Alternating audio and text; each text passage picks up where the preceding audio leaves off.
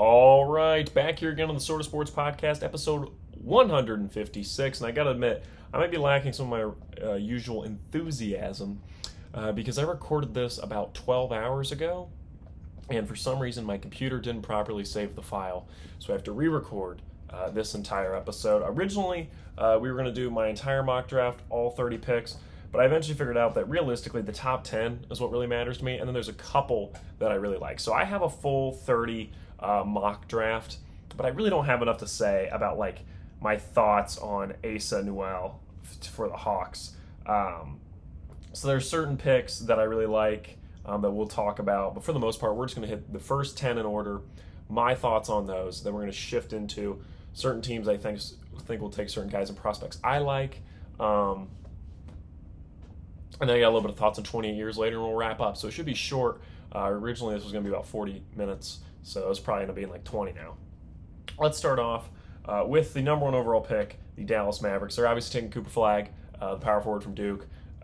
Cooper Flagg, I think it's kind of become cute leading up to the draft process to be like, oh, I don't think Cooper Flagg's going to be that good. And that's bullshit. I just think that's stupid. You've seen, Chuck Clusterman went on Bill Simmons' show and said that he thought Cooper Flagg would be like Detlef Schrempf. What? What are we doing? Come on. I think to me, with Cooper Flagg, I think his floor would be like the third best player in a championship team. Just an elite two-way player that can get you 15 a game, play some really strong defense on the other end. And then at best, he's going to be like Jason Tatum. That's kind of what I see for Cooper Flagg. I think he could be an MVP one day. And I think the biggest thing with me, and maybe this sounds dumb, is that he just clearly wants to be good. I think that's half the battle. I think we've seen before guys who don't seem to care as much, like a Ben Simmons, like a Zion. Obviously there's numerous problems with Zion now, but I'm saying there's something to be said about a guy who really wants to be good. And I think we're seeing that with Wemby right now. And I also see that in Cooper Flagg. And that's a very sports center of me. That's a very first take thing for me to say, but that is what I see from Cooper Flagg, and I think that's why I think he'd be really good in the league. And I think it's gonna be interesting to see him on a Mavericks team that could make the playoffs next year. I mean, Kyrie just signed a longer term deal with them, so it's gonna be intriguing to see what the future of the Dallas Mavericks looks like with Cooper Flagg. But number two overall, we get the Spurs. I don't think they're gonna trade out of the spot. The trade I would see happening in the first round, at least in this top 10, would be I could see the Sixers making a trade with the Nets. Sixers have the 3 pick, Nets have the 8 pick, but the Nets have 4 first round picks. So I could really see the Nets trying to move up into the Sixers spot and take Ace Bailey or VJ Edgecombe. But I do think the first 2 are set. My goal every year is to get the first 3 in order. I pretty much consistently do that. I get the first 3 right, and then the 4th pick, I'm wrong. 2021, I was wrong. Did not expect Scotty Barnes to go 4th. 2020, I did not expect Patrick Williams to go 4th. So the 4th pick's usually what messes me up. Hopefully this year I can get the first 4 correct. That would be exciting. But I'm very sure on this first 2 because I got Dylan Harper, the point guard from Rutgers, going to the Spurs. I think when the Spurs, this is an exciting moment. This is hopefully the last draft you have before you're going to be really good, right? This is probably your last draft of being a not very good team. And I see the Spurs making the playoffs next year. I think the year that, holy shit, Wemby's here, he's one of the best players in the NBA, is probably 2027. Could it be 2026? Maybe. And that's kind of crazy. That's how good he is. So I think when you're the Spurs, you're excited. Could Dylan Harper be the Kobe Bryant to his Shaq? Maybe, right? That's the hope. I think there's obviously some similarities between Thunder era James Harden and Dylan Harper. And if you could get those, like if you could get that out of him and you can make Wemby, like him Wemby's co-star. If Castle is your third best player, you're doing all right. For a core, right? Like that's a really strong core. Like a really strong core. So I think if I'm the Spurs, I'm stoked about that. Number 3, I have the 76ers. Of course, like I said, the only trade I see would be them and the Nets. I could see maybe the Wizards, but most likely the Nets, especially based on the fact Jordan Poole just got traded today from the Wizards, which is wild. Jordan Poole post Draymond punch has been it's been a rough go for him. I mean, there were Ringer articles back from 2022. Like, you can look them up. I wonder if they took them down. There's no way. They're probably not that on it, but they were writing articles. I mean, multiple outlets were writing articles about Jordan Poole's the next Stephen Curry. Like, he was the heir to the throne at Golden State, and now he's gonna be on the Pelicans. Goodness, what a fall from grace. But Sixers are at the 3 pick. Like I said, think about trading them out, but I decided to just kind of keep the order that they have, even though I could really see a trade. I see them taking VJ Edgecombe, the small forward from Baylor. A little undersized. You'd like for him to be taller. He is listed right now as 6'6". I think they definitely want him to be listed as taller because then it's like him, McCain, Maxey all starting together. It's a pretty small core. What is the Sixers' real goal right now? Isn't it weird to think that 2 years ago Joel Embiid won the MVP and they were being talked about as contenders, and now here we are 2 years later and they have the 3 pick in the draft? Like, whoa. Life comes at you fast, right? Like, Daryl Morey probably feels like, what happened? But Ace Bailey is pretty consistently in the 3 spot here. And I will say my one concern with both Ace Bailey and Dylan Harper is it's always weird to me and always a bad sign if you're a top prospect and your team didn't make March Madness. Like 68 teams, technically 64, but 68 teams make March Madness, right? If we're counting the first 4. How the hell are you a top NBA prospect and your team didn't make it? Like, are we serious? And the fact that the Rutgers had two of those guys, and Rutgers still didn't make March Madness, that's weird. 2 top 5 picks, and they didn't make March Madness. It's the only thing I don't like about Dylan Harper. Everything else I really like about him. I think he's going to be really solid. At worst, he's going to be a good point guard for the Spurs. But it is weird that they didn't make March Madness with 2 of the top prospects in this draft. Just weird. It is. Okay. So Ace Bailey isn't working out with the Sixers. It seems like he really doesn't want to go there. Ace Bailey, I think, could far about as far as the 6th pick. I think if he's there for the Wizards, they're going to take him. They are, right? But the big thing of Ace Bailey, and this is, I know we're supposed to be talking about VJ Edgecombe, but this goes together. A big thing, and Bill Simmons talked about this before, and I definitely agree with him. You see every NBA Finals as the fact that teams are going to react to what those teams did, right? So after last year's Finals, a lot of teams started shooting more 3-pointers, trying to be more like the Celtics. So how do we emulate what they do? A lot of depth, right? A lot of 3-point shooting. After this year's Finals, what's going to be the takeaway? Okay, we need guys who can defend. Defense is important. We need a good center who can bring in rebounds, and we want guys who are elite defenders that can make jump shots. That's essentially what we want. And we need a point guard to run the show. Like, if we can have a point guard who can have the ball in his hands the majority of the time, kick it to some catch-and-shoot guys who play good defense, and one strong center, that's the way we build our team. We essentially have a point guard, a center, and then a bunch of dudes that can defend and shoot threes. That's what you'd be going off of the Pacers and the Thunder. I mean, if you're really boiling down. Ace Bailey does not fit that. VJ Edgecombe does, right? VJ Edgecombe could be one of those catch-and-shoot 3-point guys that play strong defense. Could VJ Edgecombe be Benedict Mathurin? I think so, right? If you're getting Benedict Mathurin at the 3 spot, are you unhappy for the Sixers? Probably. You'd like for him to be a little better. You would like for this to be a franchise star. Maybe he's a souped-up Benedict Mathurin. We'll have to see. But Ace Bailey does not fit that mold. I think the big thing of Ace Bailey people are going to talk about is, the potential. And I'm always like, I always think the higher ceiling argument is a bit stupid. Because if I think this guy's better, and they're top picks, like, I don't know, I'm saying, I always think the ceiling argument is so dumb. I'm like, who's better right now is important to me. Does that make sense? Because I think if you bet on ceiling, it doesn't always work. Like Thon Maker, he had a high ceiling. You know what I'm saying? Like, it's just dumb shit. Like, come on. So, I actually think Ace Bailey's a really interesting prospect. I'm actually very excited about seeing him in the NBA. And whatever team gets him, I'm going to be paying attention very closely. Because I think he's interesting. I would like to see him go to the Wizards, honestly. I think that'd be really interesting. I want to see him go to a team that needs him to be a star. Not a team that's like, if you're good, that'd be great. And I think it's kind of how the Sixers are thinking. So that's why I like Edgecombe more for them. So I have VJ Edgecombe going number 3 overall. Number 4, I have the Charlotte Hornets. I would love to have them pass on Ace Bailey. I love Trey Johnson. I don't wish going to the Hornets on anyone. So Trey Johnson I don't have going there. I have the Hornets taking Ace Bailey at 4. I mean, You talk about pre-draft drama. That already means, the Hornets are licking their chops. They're like, can we get another guy in here with character issues? Whoo, please.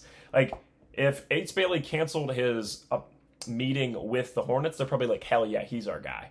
He's already dysfunctional when it comes to the front office. That's the type of guy we need. Like, that's what the Horners.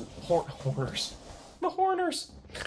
That's what the Hornets look for. Is potential for front office dysfunction with their players. So they're probably looking at the chops for Ace Bailey. And you're like, are you really mocking Ace Bailey to the Hornets mostly as a joke? Yes, I am. Small forward from Rutgers, Ace Bailey, I have going to the Hornets. One of the most interesting prospects in the draft. Like, I think he's the one that in 5 years we go, holy shit, he should have went 1. Or we're like, wow, he is the worst guy in the top 10. Like, that's probably how it is. I don't think there's a lot of in between here, because he either doesn't develop a jump shot and gets out of the league, or he develops a jump shot and he becomes Kevin Durant. Is that an overstatement? Probably. He's probably not going to be Kevin Durant. But I am saying that's kind of what we're dealing with here. Like, Cooper Flagg at worst is going to be a pretty decent NBA player. Right? Like, Cooper Flagg at worst is probably Detlef Schrempf. Okay? All right, number 5, we have the Jazz, a team that really wishes they had a higher pick. And don't worry, AJ DeBonsta is from Utah, going to BYU. So I'm willing to bet that magically the Utah Jazz will have the number 1 pick next year and get their LeBron, AJ DeBonsta. So they just got to wait one more year. I haven't taken Trey Johnson, one of my favorite prospects in this class. I just really, really like what he does. You want to talk about a guy who could have played on one of those teams in the finals? Trey Johnson would have slid in perfectly on either roster. Shooting guard from Texas, just love everything he does. If you haven't seen Trey Johnson highlights, you should look him up. Quality guy. Jazz should be pleased. Number 6, Wizards. I haven't taken Colin Malawach. I really like Malawach. I think he's really good. I think, is he going to be an all-star someday? Probably not. I think he's probably going to be more athletic Clint Capella. But what teams right now wouldn't like to have a center? Unless you have a center, you're looking to get one. Because it's funny, because years ago, everybody was trying to go small, right? I remember the Rockets were running PJ Tucker as center. And then everyone's like, wait a minute, you know what's nice? Being able to rebound the basketball. So now all these teams are going after a center. And Malawach's going to be a really nice player for the Wizards and potentially a franchise center for them. And I know you're like, oh, they have Alex Sarr. They could run... They just got to go best player available. If they really could run the two of them at the same time, maybe. I don't know. But they go best player available, and you're the Wizards. Malawach is the center from Duke. For those of you who don't remember, really quality player. Really like him. Number 7, I got the Pelicans. I actually like Knuppel more than Jeremiah Fears, but I have the Pelicans taking Jeremiah Fears, the shooting guard from Oklahoma. He just screams New Orleans Pelican. I know you're like, wow, this is a lot of analysis. You did the Hornets as a joke, and now you're just saying this guy feels like a Pelican. Yeah, but he kind of does. He kind of does. Like, Jordan Hawkins felt like such a Lakers pick years ago that sometimes I forget he actually wasn't drafted by them. He was drafted by the Pelicans. Certain guys, they just really, really fit. And I think the Pelicans at 7. Jeremiah Fears is a guy that just wants to go out and score buckets. And I think when you're the Pelicans, you'd like to have someone who just goes out and scores buckets. Him and Trey Murphy, they just go out every night, put up 20 each, shake hands in the locker room, and then go home and cry because they're on the Pelicans. Number 8, I got the Nets taking Con Knuppel. I'm one of my favorite players in this draft. I love Con Knuppel. The small forward from Duke. This means that Duke team had 3 guys in the top 10. And I think Knuppel could, if we were just rating prospects, I would have him at like 6. I actually think I like him more than Malawach or Fears. Maybe he's tied with Malawach. Maybe. But either way, I love Con Knuppel, and when you're the Nets, this would be a really fun pick to have. And he's a guy that I think realistically actually works better on a really good team, that you can just kind of come in, bang, walk out, right? Like, Knuppel could do a TJ McConnell role for somebody. Not in the sense of, like, facilitating and being a point guard, but I'm saying guy comes off the bench and you're like, whoa, here's Knuppel. That's what he's ideally built for. But he's so good that he's going to go top 10 to a bad team. And that's kind of sad, but it's whatever. If I'm the Nets, maybe in the future just trade him if you're not good, because I'd like to see him on a good team. Thank you. Number 9, Raptors. I'm taking Carter Bryant, the small forward from Arizona. This guy's just a bucket getter, and I think he's going to be fun for the Raptors, but he will be a guy that you forget exists because he's just another decently sized scoring small forward that will probably never be an all-star or anything. It'd be really funny if Carter Bryant goes on to be the best guy in this class. And this is clipped, and this is like, oh my gosh. But Carter Bryant is probably going to be like a solid scorer wherever he goes. And you'll be watching a Raptors game one time and be like, oh, Carter Bryant, he's pretty good. That's about as far as I think it'll go. 10, we got the Suns taking Derek Queen, the center from Maryland. I actually think Derek Queen could go as high as 5. I think the Jazz could take him there. I really like Derek Queen, part of the Crab 5 at Maryland.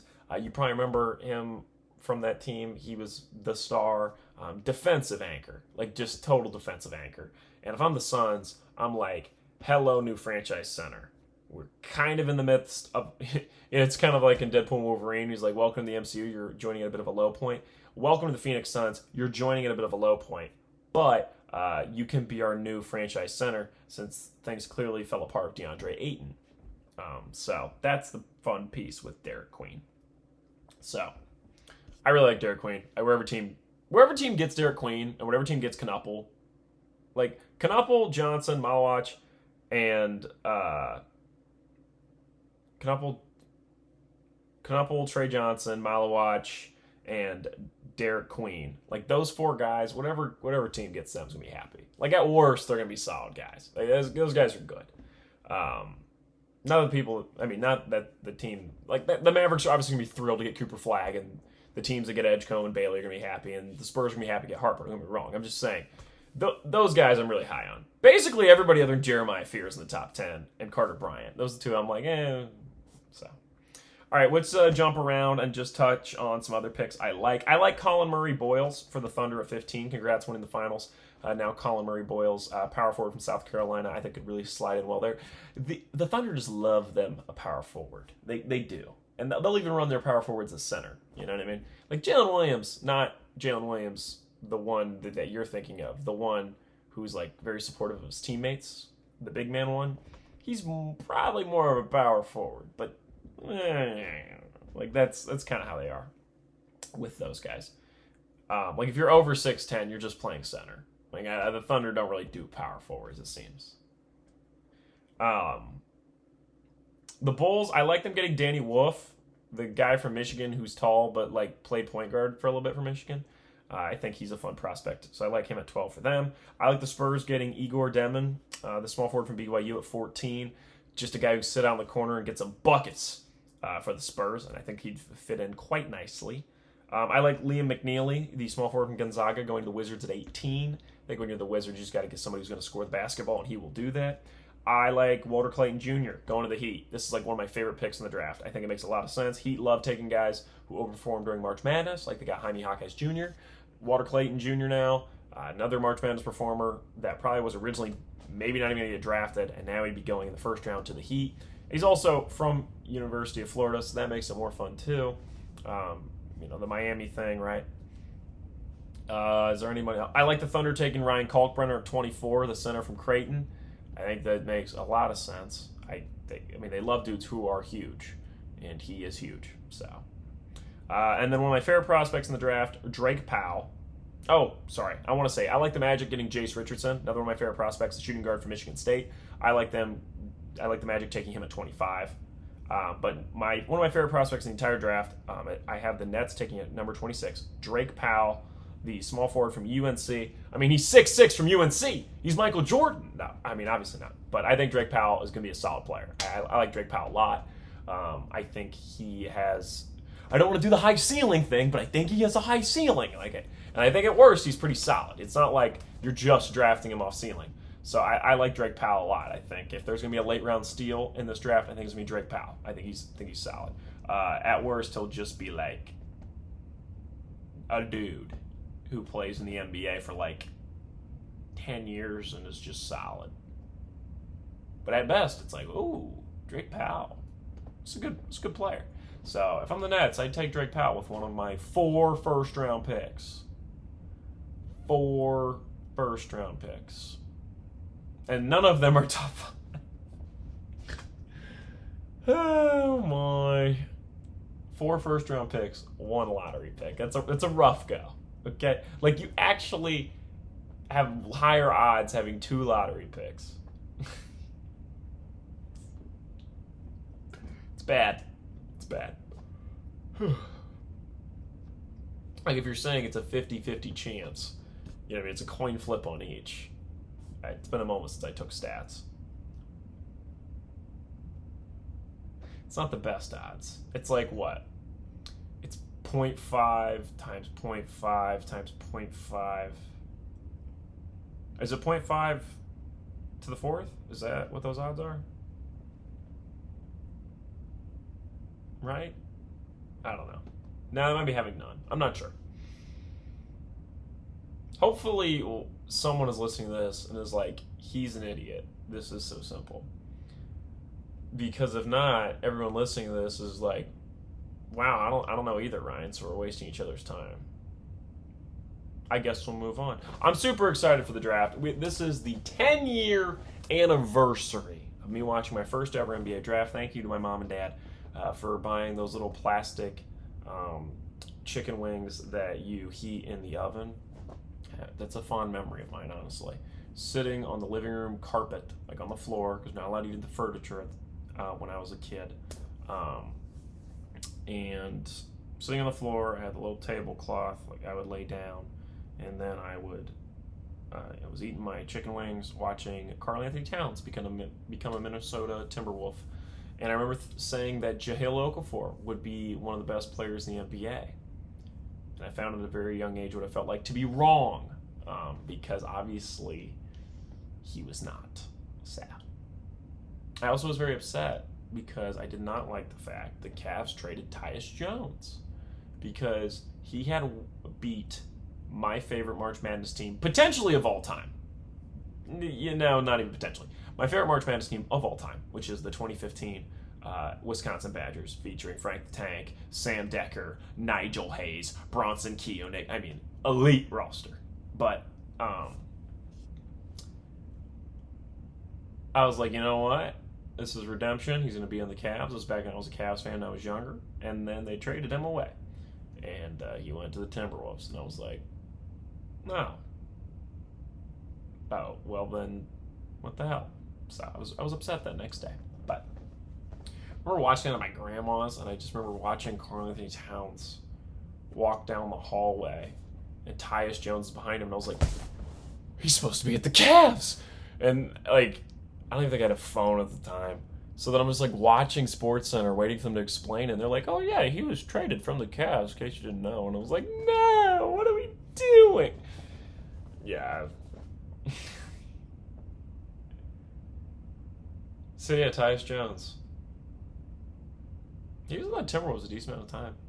I think most people would associate him with the Grizzlies, right? You know, it's always funny because there's always just like random players that really stick out to me because I remember them getting drafted. Like Jalen Noel, I have always liked for like no reason. I don't know. I just always thought he could be solid. I don't know. I also feel that way about Davion Mitchell. And I think it's mostly from March Madness. Dude, he was the man at Baylor. He was the man at Baylor. We'll do a quick, 5 minutes on 28 Years Later. So, the thing I really liked about 28 Years Later is that it felt like the Mad Max Fury Road of the 28 Days Later saga. What I mean by that is, Mad Max, the original, is obviously an independent film. And 28 Days Later feels like an independent film. Very much so. And Mad Max Fury Road feels like, okay, that first film was a microscope into one person's life in this large world. Let me show you the grand epic, the main story, if you will, of this world. What this has all led to. What this world was created. What story was this world created to tell, essentially, right? Like, Mad Max Fury Road feels like George Miller being like, this is the ultimate Mad Max story that we should tell, right? There's like I always feel like the Mel Gibson Mad Max movies just feel like kind of folk tales about like this like like almost like post-apocalyptic cowboy, which I really like. Whereas Mad Max Fury Road feels like this is a grand epic. At least that's how it feels in my mind, right? Like the villain is grand, the stakes are higher, like it's just big. Whereas like I love Road Warrior, it's my favorite of the Gibson ones. But it's essentially like just another Tuesday for Mad Max. It's really not that big of a deal. Whereas Mad Max Fury Road is like, whoa. Like at the end, everyone gets water. Like a whole like civilization finally gets water. It's a big deal. So, yeah. This felt like that for 28 Days Later. 28 Days Later, sorry. Feels like a little look into this post-apocalyptic world. Well, like post-apocalyptic, what would this be? Like zombie, post-zombie world, whatever, right? Not even post. It's in the zombie world. It's not, well, it's 28 Days Later, which is that post. See what I did there? But this 28 years later feels like, let's look at the world as a whole. Let's tell this grand story. And I really liked that. And I'm really looking forward to the sequel in January. And I really hope this movie does well and we get the full trilogy and not just the first two movies and then not the third, because that'd be really weird. But I hope this resonates with audiences the way it resonated with me, because I liked this more than I liked 28 Days Later. It really worked for me. It's also, I'm still not in on Aaron Taylor Johnson, I have to say. Still probably a hater. But I really actually liked his performance in this. I actually thought he did a good job. And it hit me what his agent should be looking for. Aaron Taylor Johnson, if I'm your agent, Aaron Taylor Johnson, what I'm looking for is you need to do like a fantasy movie. You need to sign on to be the knight in shining armor, because that's what you're built for. Like if they're making a new Robin Hood movie, get the role. Go get that role. Or if they're making a new King Arthur movie, go get that role. Or just anything medieval. I don't care what it is, go after it. Anything fantasy, anything medieval, whether it's a TV show, like if they're the next Game of Thrones show, throw your name in the hat, right? Like that is what you are built for. Like that's what I think works for you. And you kind of have a bigger body, you know what I mean? So like you should use that burliness to your advantage and be like a knight or something. Like, come on. This makes sense to me. Well, that's what I would do.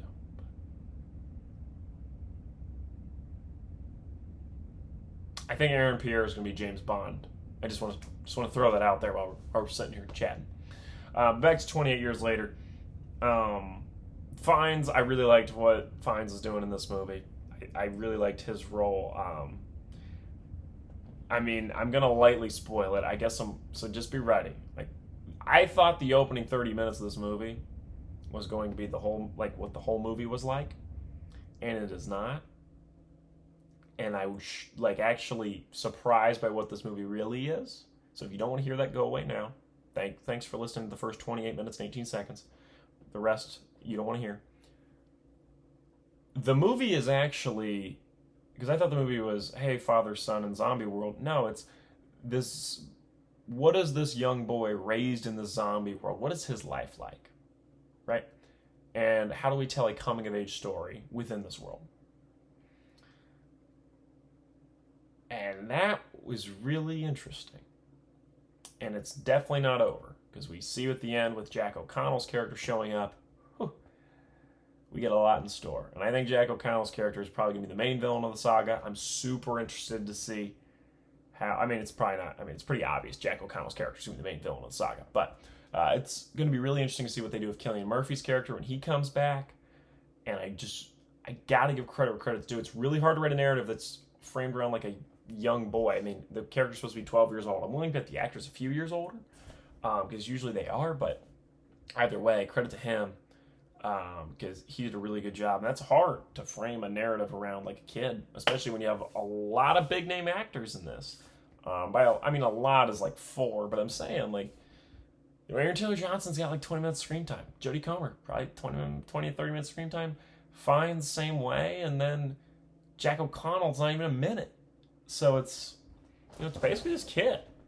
and I thought it was excellent. So I'm really excited for the ride. Alex Garland and Danny Boyle are taking us on. Yeah. Oh, one more thing before I let you go. So New York Times is doing this best films of the 21st century since we're a quarter of the way through, and I made my ballot. So I have it right here. So here it is for everybody, in case you wondered.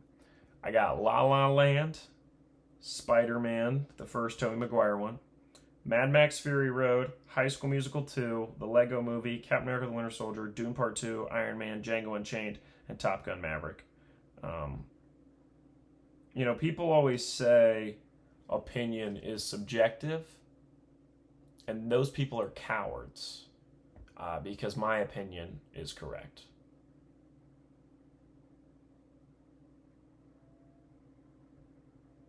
Sarcasm is not dead in this world. All right. Please enjoy the draft. I love the draft every year. I think it's so fun, and I'm really looking forward to it this year, like I do every year. It's going to be a great time. So you enjoy yourself. If you have any interest in 28 years later, you really should see it. I'm going to be seeing F1 soon, and we're going on a hot streak of movies here because we get F1, Jurassic World, Superman, of course, which I might have to edit my ballot once I see Superman because I'm willing to bet it's going to be one of the best movies of the 21st century. I'm just saying it's probably going to be one of the best movies of the 21st century. Let's be real here, boys.